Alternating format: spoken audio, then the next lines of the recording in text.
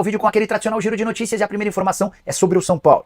Na tarde dessa segunda-feira, o Belgrano da Argentina anunciou através das suas redes sociais o empréstimo de Santiago Longo, volante argentino que ficará no tricolor por uma temporada ao custo de R$1,5 milhão. Também existem algumas metas que, se batidas, obrigarão o tricolor a comprá-lo em definitivo. O último reforço do São Paulo na janela de transferências, cheguei a contar para vocês pela manhã que o tricolor também buscava uma outra alternativa, tratava-se de um atacante, não consegui descobrir o nome, mas já dá para descartá-lo. São Paulo não conseguiu avançar nas últimas horas. Desta maneira, chegaram nessa janela de transferências. O lateral esquerdo Jamal Lewis, que estava no Newcastle, o zagueiro Juan, que pertence ao Sassuolo e chega por empréstimo, o Marcos Antônio, comprado junto a Lazio, além obviamente do Santiago Longo. Bora falar agora sobre o Vasco, que anunciou na tarde dessa segunda-feira a aquisição de Maxime Domingues, volante suíço que pertencia ao Gil Vicente, jogador bem avaliado no futebol português. Negociações bastante avançadas também com Ian Glavinovic. Esse é um zagueiro argentino que pertence ao News Old Boys, entre o atleta e o Vasco tudo fechado. O Vasco só aguarda a confirmação do acordo com o News Old Boys. O pessoal com quem conversei antes de gravar esse vídeo disse que existe otimismo para que essa negociação seja concretizada ainda nessa segunda-feira, no último dia da janela de inscrições. Para fechar o giro de notícias, Brian Aguirre é o último reforço do Internacional. Lateral direito argentino que pertencia ao Lanús, negócio de R$8 milhões por 50% dos direitos econômicos. Bora falar agora sobre o futuro de Alex Telles, notícia super importante. Lateral esquerdo, ex-Manchester United, Porto, Sevilha, entre outros clubes, já foi atleta da seleção brasileira, está desempregado. Nessa segunda-feira, o Alex Telles e o Al Nassr rescindiram o contrato em comum acordo. Ele tinha mais um ano de vínculo por lá, salário acima dos R$2 milhões por mês.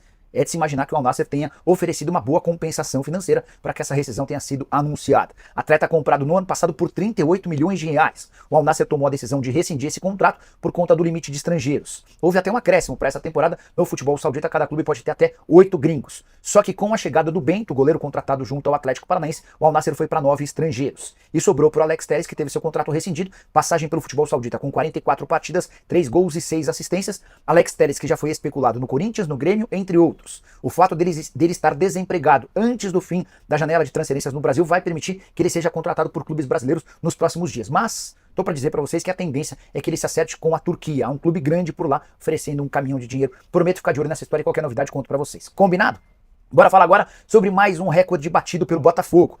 O time de John Textor já havia estabelecido as duas principais contratações da história do futebol brasileiro, as mais caras, de Thiago Almada e Luiz Henrique. E agora o Botafogo anunciou o defensor mais caro da última década. Trata-se do Vitinho, lateral direito, que joga também pela esquerda, 25 anos de idade, pertencia ao Burnley. 8 milhões de euros fixos, mais 2 milhões de euros em bônus. Essa negociação ultrapassa a de Matias Vinha no Flamengo e de Félix Sanches no Corinthians, a mais cara entre os defensores, zagueiros e laterais na última década.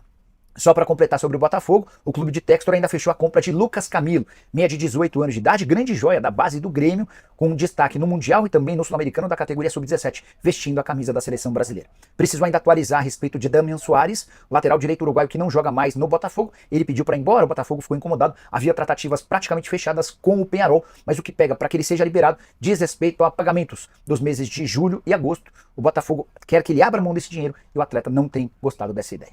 Preciso falar agora sobre as janelas de transferências, quando é que elas acabam. Começando do futebol brasileiro, os clubes têm até as 23h59 dessa segunda-feira para registrar seus últimos reforços. Esses reforços precisam estar documentados. Contrato assinado, além da regulamentação da FIFA. Nem precisa aparecer no boletim informativo diário, mas nesse sistema internacional o nome do atleta já precisa constar. Caso contrário, vai ficar para a próxima janela do ano que vem.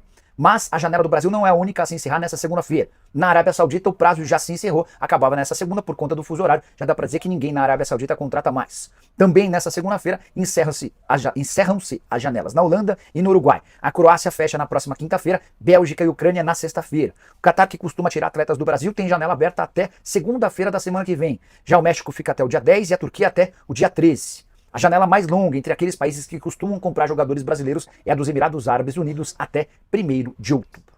Bora falar agora sobre o Cruzeiro. Quanto é que a Raposa fatura com a transferência de Vitinho, novo reforço do Botafogo? O Cruzeiro fica com 2% do valor total da operação. Dessa maneira dá para dizer que o Cruzeiro embolsará R$994 mil, quase R$1 milhão, dentre os 49 milhões e 700 mil que serão pagos pelo Botafogo ao Burnley da Itália, da Inglaterra. Ainda há uma possibilidade de mais 2 milhões de euros em bônus, que equivale a 12 milhões e 400 mil. Se você não conhece a história do Vitinho no Cruzeiro, atleta que chegou para as categorias de base e foi vendido em 2019 para o Cercle Bruges, time da Bélgica. Só havia feito um jogo no profissional do Cruzeiro. Na Bélgica foi bem e acabou se transferindo para o Burnley, onde virou titular absoluto e uma das melhores opções das laterais, joga na direita e na esquerda, lá do futebol inglês. Cruzeiro havia vendido o jogador por 10 milhões de reais, com mais 1 milhão chega-se a 11 milhões de reais. Só para completar em relação ao Cruzeiro, lembrar que se ele fatura com o mecanismo de solidariedade nessa negociação, não dá para dizer o mesmo em relação a Vitor Roque e Fabrício Bruno. Vitor Roque foi para o Betis por empréstimo, não há mecanismo de solidariedade no empréstimo. Já o Fabrício Bruno bateu na trave no West Ham e também na negociação mais recente com o Lens da França. Diante desses dois fracassos, não há mecanismo de solidariedade para o Cruzeiro. Preciso falar agora sobre o Santos, que venceu o leilão pelo zagueiro Luan Pérez. Pelo menos 5 clubes brasileiros tentaram a contratação do defensor nos últimos dias. Cheguei a contar para vocês no fim de semana que a pedida do empresário do Luan Pérez era salgada, R$1.100.000 por mês, num contrato de 3 temporadas. O Santos não divulgou qual valor vai pagar o atleta. Certamente será menor que esse, e com uma novidade, 4 anos de vínculo. Luan tem uma relação com o Peixe por conta da sua passagem, isso certamente ajudou. Atleta que rescindiu seu contrato com o Fenerbahçe nas últimas horas e chega sem custos ao Santos. 30 anos de idade, ele se junta a Jair, Gil, Alex e João Basso para formar o sistema defensivo do Santos daqui até o fim da Série B. O Vasco foi aquele que mais avançou nas tratativas. Dá para contar que Bahia, Internacional e Corinthians também abriram conversas com o empresário, mas acabaram esbarrando nessa pedida financeira. Só para completar em relação ao Luan Pérez, atleta que em outubro do ano passado precisou passar por uma cirurgia no joelho. Desde então, ele atuou em apenas 4 partidas, a última delas no dia 17 de agosto. Bora de informação exclusiva. John Arias, meio atacante colombiano do Fluminense, um dos principais jogadores do Brasil nas últimas temporadas, é alvo do Galatasaray. Uma pessoa muito informada sobre esse tipo de negociação me assegurou que até essa terça-feira será apresentada uma proposta oficial ao Fluminense. Proposta essa de 13 milhões de euros ou 80 milhões de reais, além de bônus, que ainda estavam sendo definidos. Antes de gravar esse vídeo, conversei com um dirigente importante do Flu, ele assegurou que não há proposta nova do Galatasaray, exceto por uma que foi apresentada alguns dias atrás de 10 milhões de euros e já foi recusada. O grande problema para negociar o Arias, além de perder um cara do talento dele, é a questão do percentual. O Fluminense é dono de apenas 50% dos direitos econômicos, o restante é do Santa Fé, de quem o Fluminense o comprou por apenas 600 mil euros. Se essa proposta de 13 milhões de euros de fato for apresentada, o Fluminense vai tentar ficar com um percentual do Santa Fé para que o negócio seja vantajoso, senão a tendência é que o jogador que está servindo a seleção colombiana durante esse período de data FIFA permaneça no clube. Só para lembrar, janela na Turquia se encerra apenas no dia 13 de setembro, ainda há tempo para essa negociação. John Arias, que nessa temporada já soma 36 partidas, 9 gols e 7 assistências. Quero te explicar agora por que a venda de Estevão do Palmeiras para o Chelsea tem se mostrado cada vez pior. No fim do mês de junho, Verdão e Chelsea chegaram a um acordo para a transferência do atleta por 40 milhões de euros fixos, que equivalem a 248 milhões de reais, além de mais 21 milhões e meio de euros em bônus. A gente está falando de mais 133 milhões de reais. Um caminhão de dinheiro, certo? Verdade. Só que desde que o martelo foi batido, o Estevão não para de arrebentar. 8 gols no Campeonato Brasileiro, ele é o vice-artilheiro, só atrás do Pedro, que é centroavante e joga no Flamengo. Tem mais. O Estevão é também o garçom principal assistente do Campeonato Nacional, com 7 passes para gol. Ele ainda foi convocado para a seleção brasileira principal. O que eu quero dizer com isso? Se não tivesse vendido, o Palmeiras certamente conseguiria hoje muito mais do que os 40 milhões de euros fixos e os 21 milhões e meio de euros em bônus. Não tenho a menor dúvida disso. O mercado também sabe. Quem agradece ao Chelsea, que comprou o atleta antes dele estourar e certamente já tem um jogador mais valorizado. Atleta de apenas 17 anos de idade, que completa 18 em abril do ano que vem e que tem se aproximado de números que o Neymar tinha quando jogava no Santos antes de se transferir para o Barcelona. Só para completar, vale a lembrança de que o Palmeiras tem 70% dos direitos econômicos, ou seja, daqueles números que eu citei, 30% ficam para o jogador e sua família.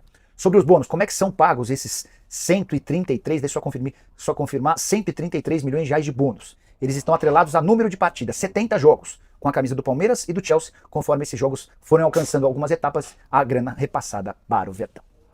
Bora fechar o vídeo para falar sobre o Corinthians, que ainda busca 2 reforços até as 23h59 dessa segunda-feira, quando se encerra o prazo de inscrições de atletas no Brasil. O primeiro deles, Carlos Gonçalves, centroavante paraguaio, 31 anos de idade, pertence ao Tijuana. O nome foi oferecido ao Corinthians, que gostou, e agora depende do ok do Tijuana para um empréstimo de uma temporada.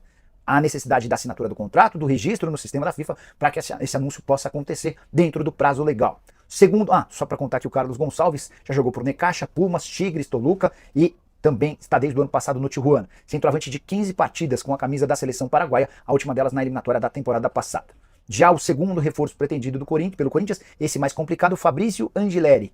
Argentino, lateral esquerdo, 30 anos de idade, jogou muito tempo no River Plate até se transferir em 2022 para o Getafe. Não tem tanto moral assim no clube espanhol, mas tem vínculo por lá por mais 2 temporadas. Há uma enorme dificuldade em transformar esse acordo até 23h59, trabalhando, lidando com um clube que está com um fuso horário avançado. Então não há tanto otimismo em relação a esse negócio. Quem sabe durante a live que a gente vai fazer daqui a pouquinho, não trazemos mais novidades sobre as 2 contratações. E você, curtiu o nosso vídeo? Esquece de deixar like, de se inscrever no canal. A gente se encontra mais tarde. Tem live. Tchau.